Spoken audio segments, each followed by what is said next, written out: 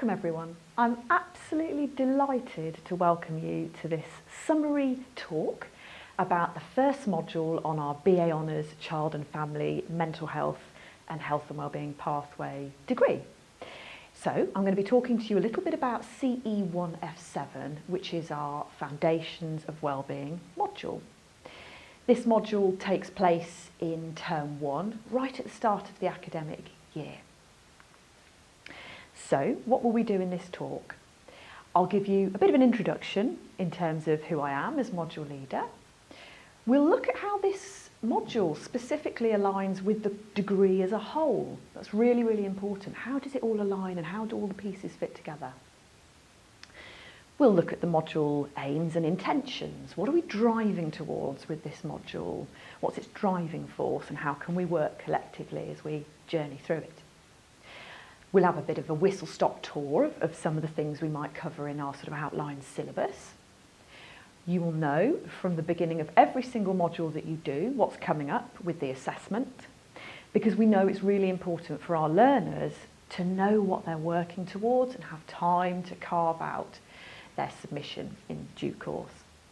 And then I'm going to provide you with some resources that I think might be really helpful for you to look at over the break before this module starts. So, I'm Dr. Charlotte Jones, Associate Professor, and I am Director of the BA Honours Child and Family degree. And I'm also module leader for this module.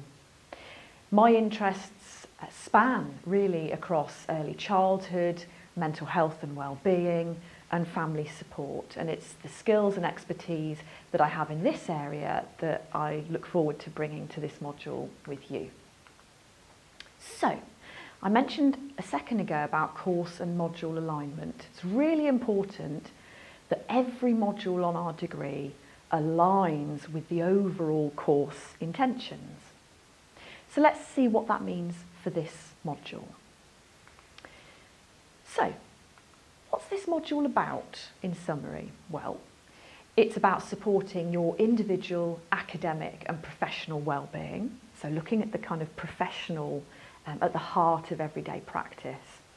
And then expanding outward to consider wellbeing in families, communities and within our workplaces. I suppose it's the age-old saying of, how can we help anybody else if we don't know how to help and support ourselves? So we'll focus on a sort of professional wellbeing area first before we even think about exploring how we might support children and families.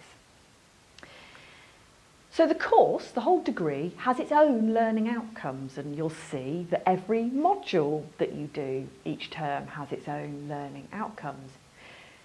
And this module specifically aligns to the learning outcomes of the course relating to making ethical decisions relative to your context across all areas of your practice. So really important about that professional ethics and professionalism. And also it aligns to the course learning outcome of harnessing lifelong skills and attributes that we and employers believe that you need to support the wellbeing and professional development of yourself, but also others. So what's this module's intention? And indeed, I'd ask you to think about your intention for this course before you start, and your intention as you enter into this module. How are you going to approach it? And what can you do to help yourself along the way?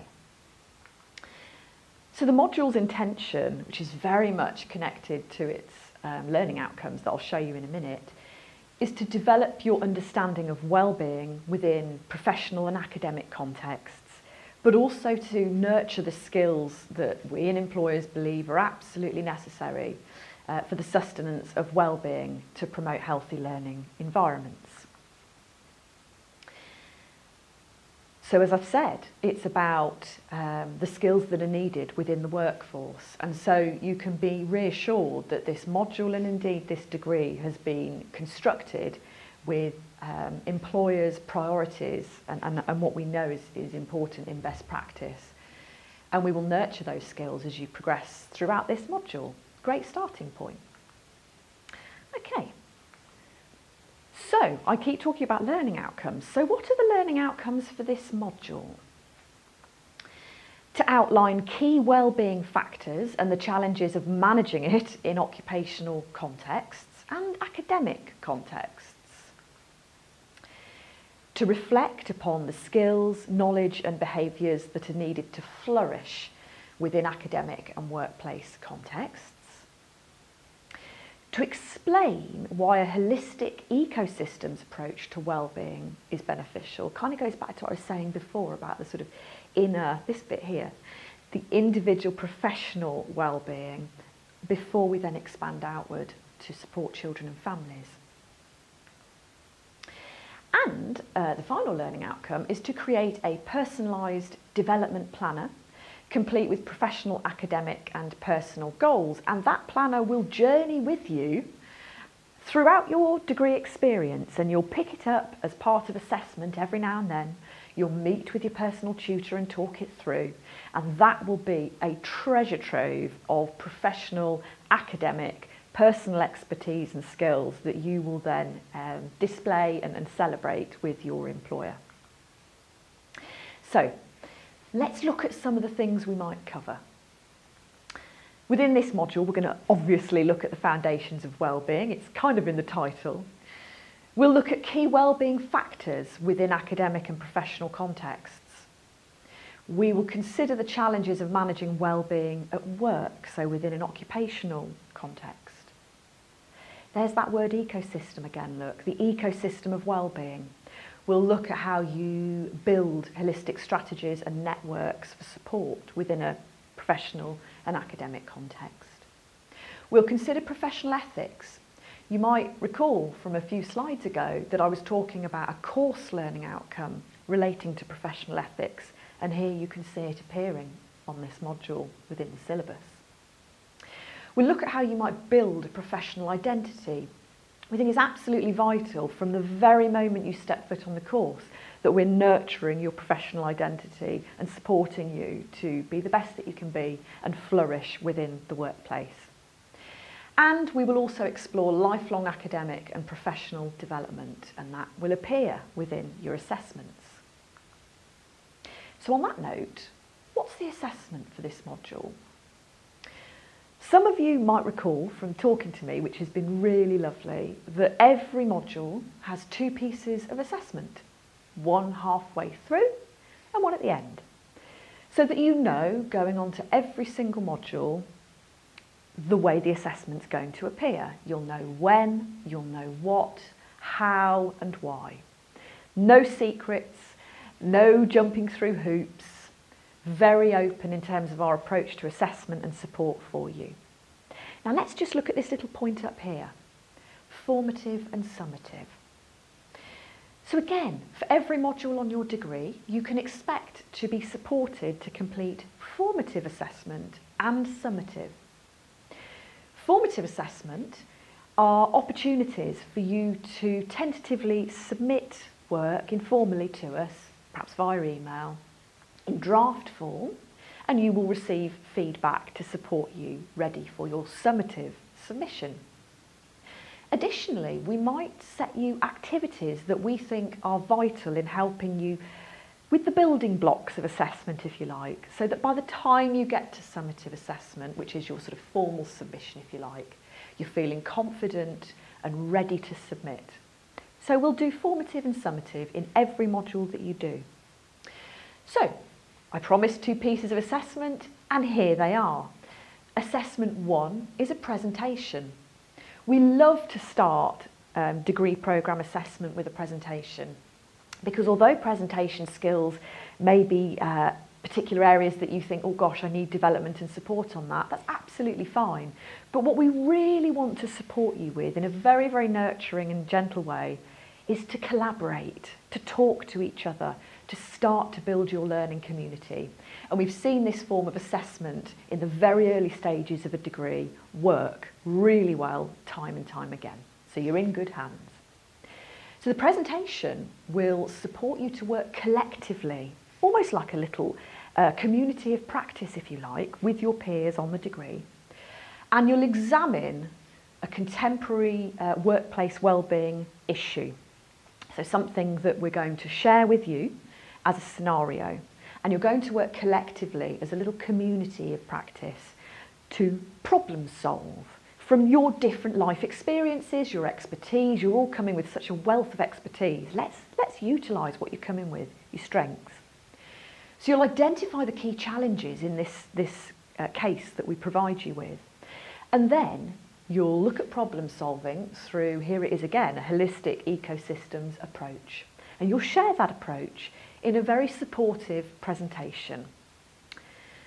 And then at the end of the module, we'd love to kickstart that professional development planner. So you'll start that, the building blocks, the early days. And within that, for this module, you'll start to showcase your personal, academic and professional skills that you're already bringing. You'll know that if you've been interviewed by me, one of the things I love to ask, and if you're yet to be interviewed, here's a little giveaway, I love to ask about the strengths that you're coming with, and sometimes that can be really hard for us to kind of verbalise, can't it? But I really want you to think, within this assessment, what are you coming with, and let's start there.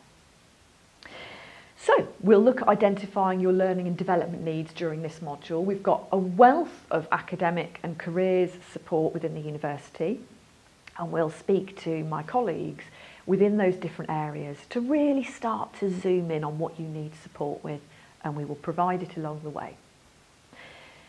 And it's really, within this part 2, about nurturing your aspirations for your personal, academic and professional success. And it's identifying what we can do to support you, as I've said.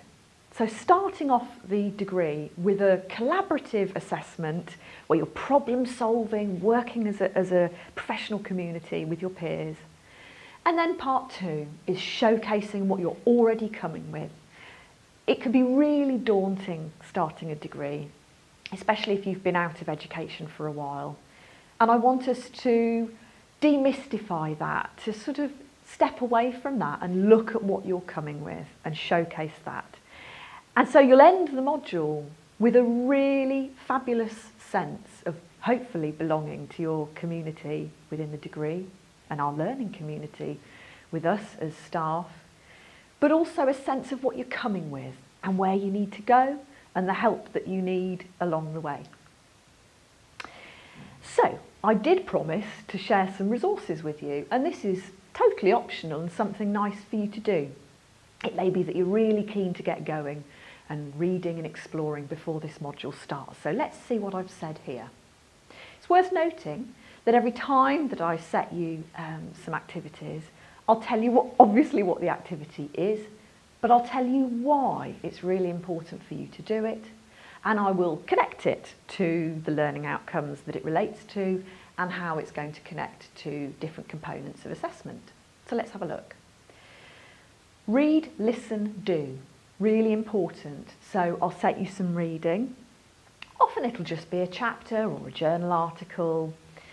And this one is a book chapter that I'd like you to read called Wellbeing from Birth, and the chapter is chapter 2, and I'll send that to you all. You can have a little look here about why I want you to do this. This degree wholeheartedly believes that any support we give in early intervention and so on for children and families must be grounded in a solid understanding and awareness of the importance of infant mental health and family support at that particular stage. So let's start as we mean to go on with this chapter. The chapter links particularly to learning outcomes 1 and 3 and really nicely to assessment part 1, that scenario I said we're going to give you. I'd love for you to have a listen to a podcast that explores the future of wellbeing. And I think this is a really important podcast episode because it really helps us to think about the impact of the pandemic and the sort of societal repercussions. Because I think a lot of what we're seeing nowadays in terms of family support actually undoubtedly is sort of leading on from the impact of COVID-19. So let's have a listen, but also look future facing. And this podcast episode will leave you with some really nice reflective questions to think about. I think this podcast episode links to learning outcome 1 to 4 actually, and assessments part 1 and 2. And I'd like you to do something before you start this module. And Our whole degree and the way we support you and the design of the degree is based upon our commitment really to kindness of our learning community and amongst each other. So in my email to you, I'm going to be attaching a list of lovely things to do spontaneously each day. And I'd love for you to pick one of those things and do it and let me know how it went. Is it that you're going to have a conversation when you're buying something in a shop and you're going to take the time to speak to somebody? You're going to write somebody a nice little note, little post-it note to brighten their day. You're going to send a nice email. Or perhaps you're going to do something kind for you, which brings me nicely to the last thing that I'd like you to do. Rest. Might sound strange, but it's been a difficult year in terms of post-pandemic context, and everybody's been so busy. So do take time to rest and enjoy the summer break before this module starts.